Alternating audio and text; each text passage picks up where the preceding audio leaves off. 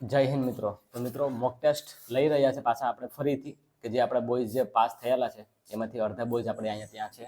પિયુષ બરાબર, પછી અમર બરાબર, અમને તમે મળ્યા જ છો, અને રણજીત બરાબર, રણજીત, અને સાથે સાથે બીજા આપણા ગ્રુપમાં બીજા નેક્સ્ટ ટીએની તૈયારી કરવાવાળા પણ છે, અને આમાં એસએસસી વાળા પણ છે. તો મોક ટેસ્ટ આપણે લઈએ એમનું પણ, કે જાણીએ એના બી જોડે જોડે ચેક થતું રહે ને, કેમ કે એક્ઝામ મેટર છે.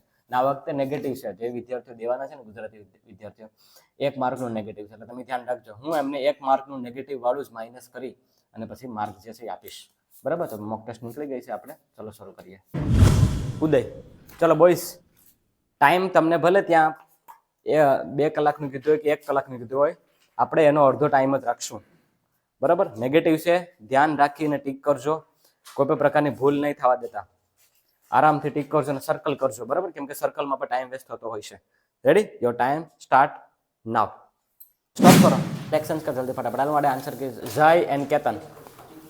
ચલો હું આન્સર કે માં આન્સર બોલું છું બરાબર, ફટાફટથી તમારે કરેક્ટ કરવાના છે. માઇટોકોન્ડ્રિયા, 32માં બી કેલ્શિયમ.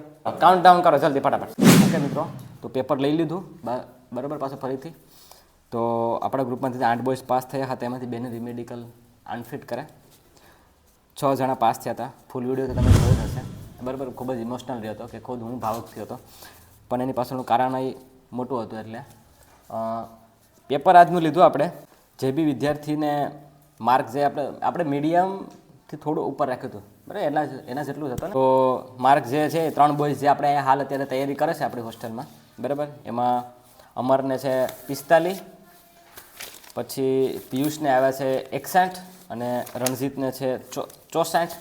આ માર્ક માઇનસ કરીને કર્યા છે, બાકી જો માઇનસ ન કરીએ ને તો પિયુષને 74 થાય, જે આ ગઈ વખતે હતો સ્કોર એનો. પછી 72 થાય રણજીતને બરાબર, પછી એમને 62 થાય અમરને. તો કહેવાનો મતલબ એમ છે કે આ વિડીયોના માધ્યમથી તમને એટલું કહેવા માગું છું કે માઇનસ પદ્ધતિ ખૂબ જ મેટર કરીએ. સમજી વિચારીને ટીક કરજો બરાબર, હોય હો હાલી નહીં જતા બરાબર, બાકી તમને જ નુકસાન થાય પછી. તો બસ આટલું જ સંદેશો મારે કહેવાનું છે. હજુ બી સમય છે, તૈયારી હવે આપણી પાસે ગણતરીના દિવસો શરૂ થઈ ગયા છે બરાબર.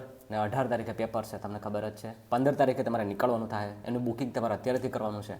તો તમારી પાસે હવે દિવસો બહુ છે નહીં. 15 દિવસથી 10 દિવસ, આ 25 દિવસ ટોટલ છે. 25 દિવસમાં હવે તમે સિલેબસ જેટલો પૂરો થાય એટલો પૂરો કરવાની પૂરેપૂરી ટ્રાય કરજો. 10 કલાક 15 કલાક વાંચવું પડે, વાંચી લેજો બરાબર. અને સર લાસ્ટના દિવસોમાં રિવિઝન કરશો. આ વસ્તુને ધ્યાન રાખજો. બસ એટલું જ મારું કહેવાનું છે. All the best. જય હિન્દ.